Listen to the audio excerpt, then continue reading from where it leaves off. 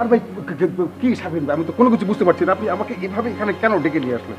ওরে ভাই, সব কথা কি অফিসের ভিতরে বলা যাবে? মানে কিছু কথা তো আমরা বাইরেও বলতে পারি, তাই না? হ্যাঁ অফিসে। প্লিজ। আপনার সঙ্গে তো আমার অফিসেরই সম্পর্ক, তাই না? এছাড়াও কি আপনার সঙ্গে আমার কোনো সম্পর্ক নেই? এছাড়া কি আপনি আমার খুব কাছের না? এছাড়া কি আমাদের দুজনের মধ্যে কোনো ফ্রেন্ডশিপ নেই?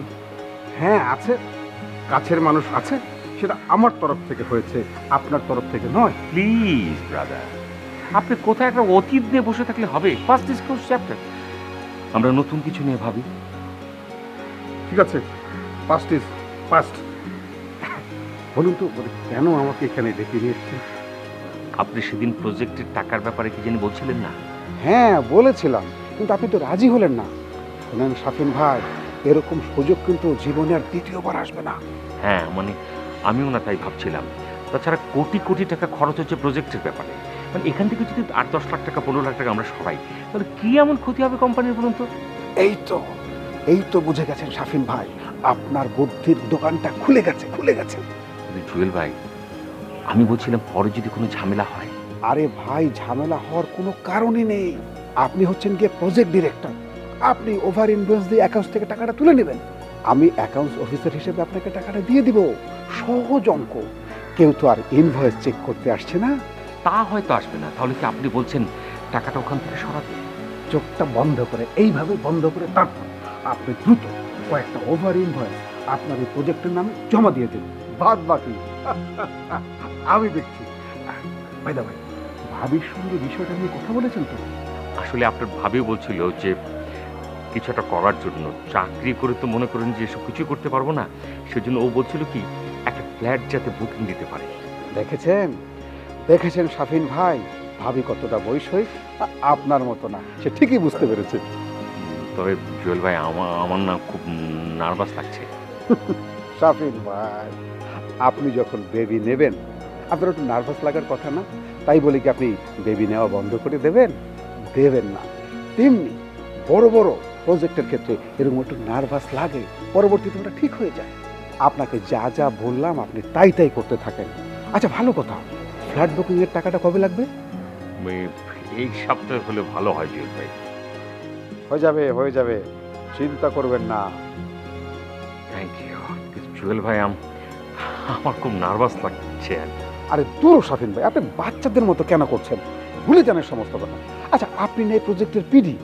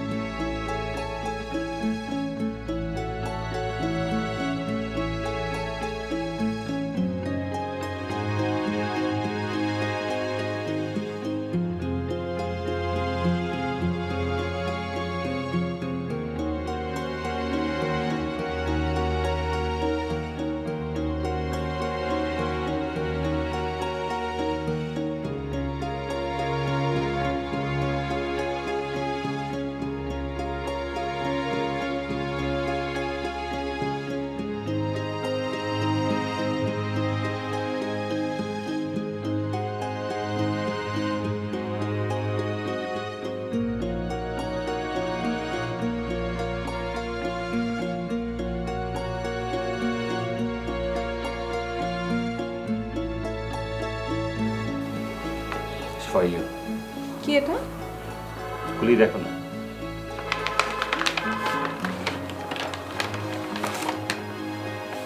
এত টাকা! ও মাই গড, আমার তো বিশ্বাসই হচ্ছে না। কালকে ফ্ল্যাটটা বুকিং দিয়ে দাও। তুমি সত্যি পেরেছো? আমি এখনো নিজের চোখে বিশ্বাস করতে পারছি না। আমি ভেবেছিলাম তুমি পারবেই না, জানো। তোমার স্বামীর সম্পর্কে তো সবসময় তুমি একই ধারণা পোষণ করে রাখো। না না বাবা, সরি, আমার ধারণাটা আমি বদলাচ্ছি, ঠিক আছে? সবচেয়ে বড় ট্র্যাজেডি কি জানো? সব বউরাই স্বামীর সম্পর্কে একই ধারণা পোষণ করে। মানে কি? কয়টা স্ত্রীর সাথে মিশেছো তুমি? মিশা লাগে না? এই আমার সাথে ঝামেলা করবে না, কথা ক্লিয়ার করো। আরে আজব তো, এসব তো এমনিতেই জানা যায়। আমি আবার কার সাথে মিলবো বলো? তাহলে বললে কেন? নিশ্চয়ই ডাল মে কুচ কালা হ্যায়। কপালা, তুই কি এই বিষয় নিয়ে এখন আমার সঙ্গে ঝগড়া করবে? আমি ভেবেছিলাম টাকা আনা উপলক্ষে তুমি বিষয়টাকে একটা সেলিব্রেট করবে, কিন্তু সেটা তো করছো না। শাক দিয়ে মাছ ঢাকার চেষ্টা করো না। আর তাছাড়া কিসের সেলিব্রেশন? কাদের চাচা বাসায় থাকতে কোনো সেলিব্রেশন হবে না। উনি থাকলেই বা কি, মুরব্বী মানুষ এক কোনায় পড়ে থাকবেন। সমস্যা আছে। শোনো, এইসব সেলিব্রেশনে চোখ লাগে, এই মুহূর্তে চোখ লাগানো যাবে না। আচ্ছা, বাবা মাকে তো ফ্ল্যাটের বিষয়টা জানানো দরকার। কেন? তারা কি টাকা দিবে? না মানে তারপরও একটু জানানো দরকার ছিল না? তাহলে কোনো দরকার নেই। তাদেরকে দেখালেই তারা ভাববে ছেলের এখন অনেক টাকা, ব্যাস অমনিতেই অর্ক আর নেহাকে সব দিয়ে দিবে, তোমাকে আর কিচ্ছু দিবে না, ঠিক আছে? কি যে বলো না তুমি। আচ্ছা থাক, নিষেধ যখন করেছো দরকার নেই। হ্যাঁ, সেটাই ভালো।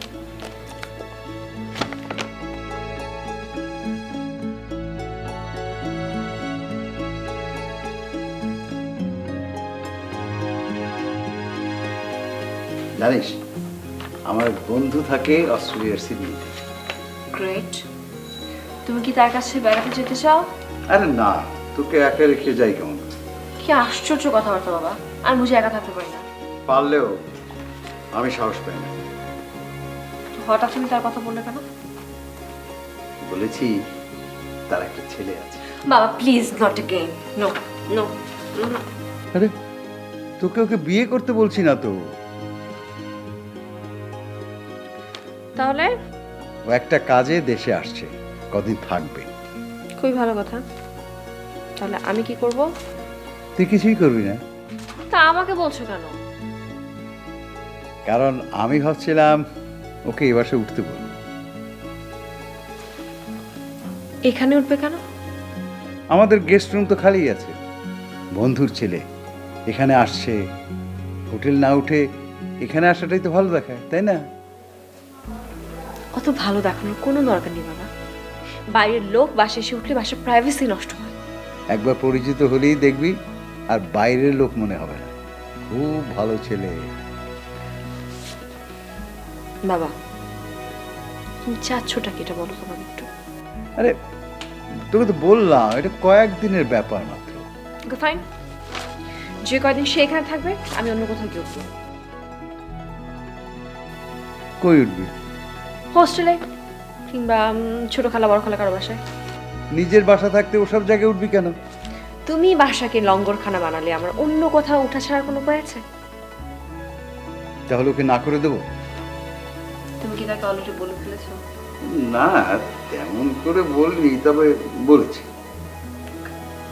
তাহলে অ্যাভয়েড করো বাবা, আমার না এগুলো একদম ভালো লাগে না, প্লিজ। ও ঠিক আছে।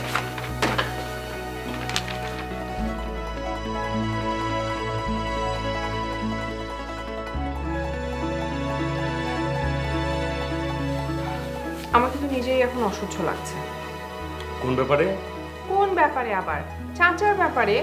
উফ, এতদিন হয়েছে এসেছেন, বাড়ি যাওয়ার নাম নেই। আচ্ছা উনি এখানে পড়ে আছেন কেন? বেশি কি ওনার কেউ নেই? থাকবে না কেন? তার ব্যবসা আছে না? ব্যবসা থাকলে এখানে পড়ে মানে বুঝলাম না, ব্যবসা লাট উঠবে না? তুমি একটু বুদ্ধি বের করো প্লিজ। আমি বুদ্ধি বের করবো? আমি নিজেই চলছি তোমার বুদ্ধিতে, তুমি বলতে চাও? আরে আফিন ভাই, হাবিব, আপনারা এখানে? আর বলবেন না ভাই, বাসায় শান্তিতে নেই তো, তাই এখানে বসে খাচ্ছি। মানে কি কি হয়েছে? বাদ দেন, আপনি বসুন না, বসুন। শাফিন ভাই, আপনি কিন্তু আমাকে এখনো আপন ভাবতে পারলেন না। না রে ভাই, ব্যাপারটা আসলে সেরকম না।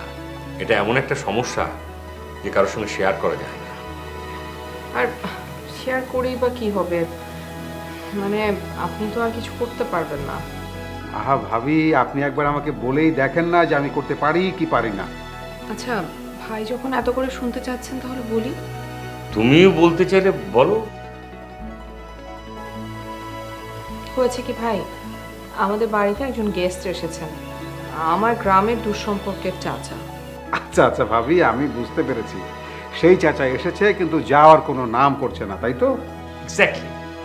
আপনারা কোনো চিন্তা করবেন না, যা কিছু ব্যবস্থা নেওয়ার আমি নিচ্ছি।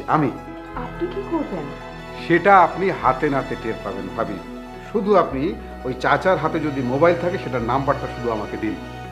হ্যাঁ, মোবাইল আগে ছিল না, কিন্তু আমি একটা মোবাইল 2 দিন আগে তাকে দিয়েছি। সেটা কি তার কাছে থাকে? হ্যাঁ, তার কাছে থাকে। প্লিজ ওই নাম্বারটা আমাকে দিন। কিন্তু আপনি নাম্বারটা দিয়ে করবেনটা কি বলেন তো? আহা ভাবি, আমি আপনাকে বললাম না, আমি তাকে বাসা থেকে চলে যাওয়ার ব্যবস্থা করব। আপনারা রেস্টুরেন্ট থেকে বাসায় যেতে যেতেই দেখবেন যে সে বাক্স প্যাটরা গুছিয়ে ফেলেছে, বাড়িতে যাওয়ার জন্য তৈরি হয়ে গেছে। ওহ জুয়েল ভাই, এটা ফান না। শাফিন ভাই, আমিও ফান করছি না। আর জুয়েল ভাই যখন নাম্বারটা চাইছে দাও না।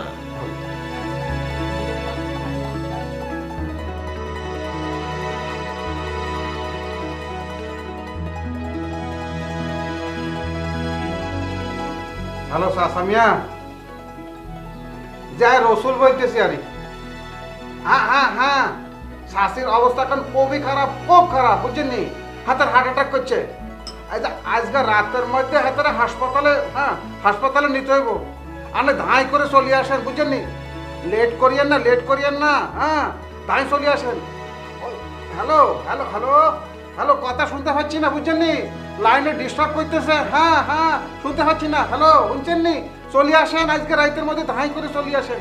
আচ্ছা আচ্ছা, হ্যালো হ্যালো। আপনি এটা কি করলেন?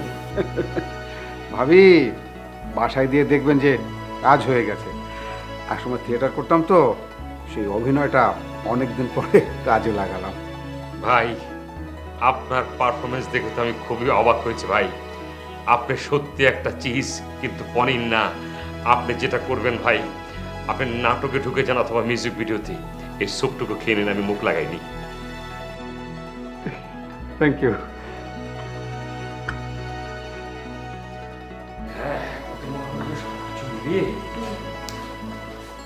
কি চাচা, আপনি কোথায় যাচ্ছেন নাকি? হয়, ঠিকই ধরেছ, যাচ্ছি। কোথায় যাচ্ছেন? ওই থানায়। থানায়? থানায় কেন?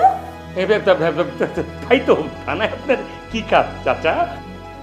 কাজ আছে, তোমরা গিলি জাতি পারো। আমরা কেন যাবো?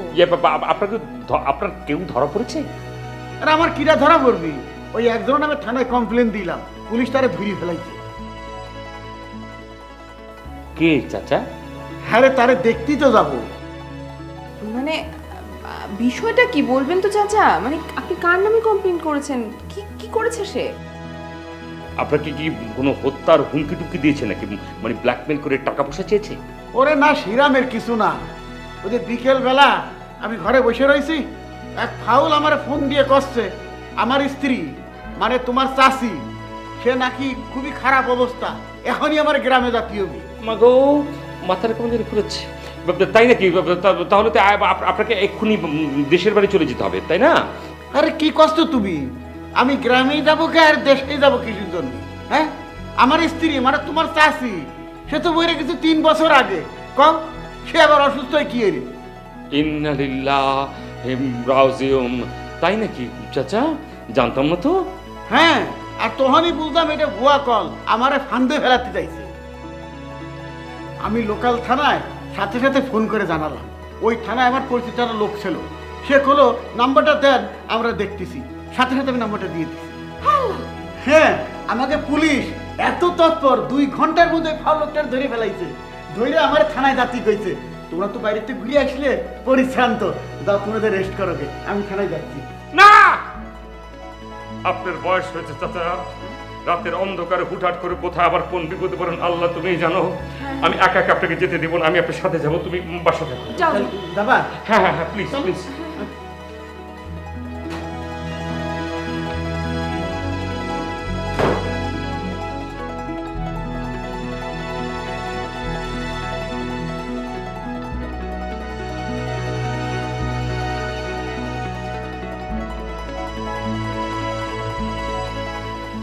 ওই সে হারান দাদাটা কোনে?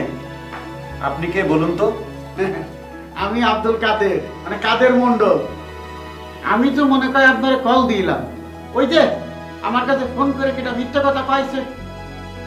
ও আচ্ছা আচ্ছা আচ্ছা, বসেন বসেন। আর উনি কে? বলেছি কি আমার ভাস্তি দাম ওই। আপনার চাচা একটা বড় রকমের বিপদে পড়তে যাচ্ছিল। আমারও সেই রকমের মনে হয়েছে। যদি কিছু মনে না করেন অফিসার, মানে আপনারা যাকে ধরে এনেছেন, আমরা কি ওনার পরিচয়টা একটু জানতে পারি? অবশ্যই তার পরিচয় জানতে পারেন। সে তো বলছে সে নির্দোষ।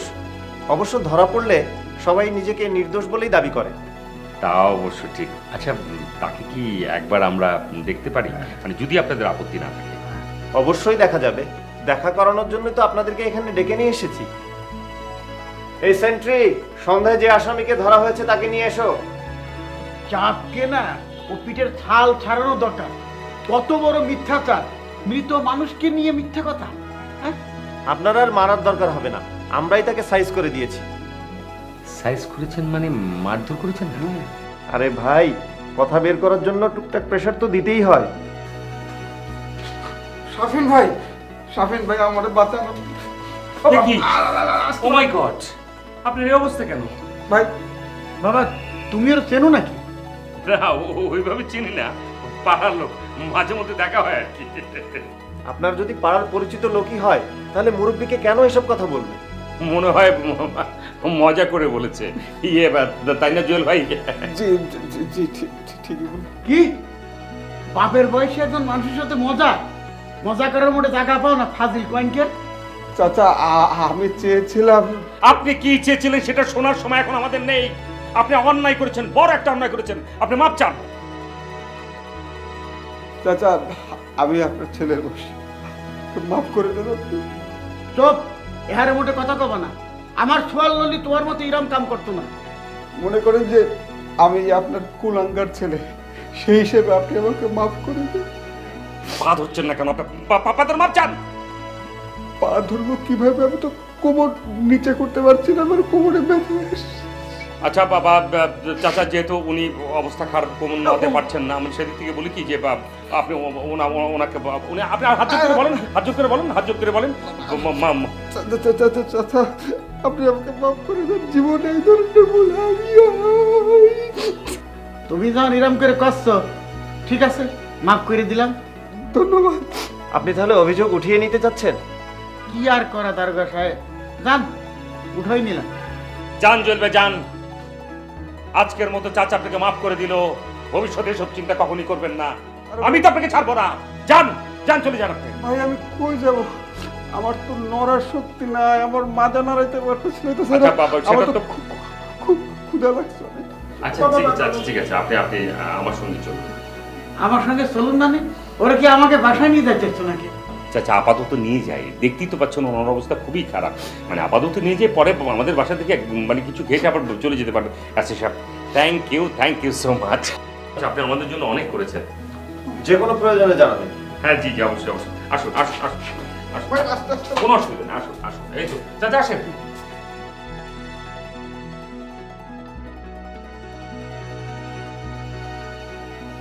স্ট্রেঞ্জ, কত রকম লোক যে থানায় আসে।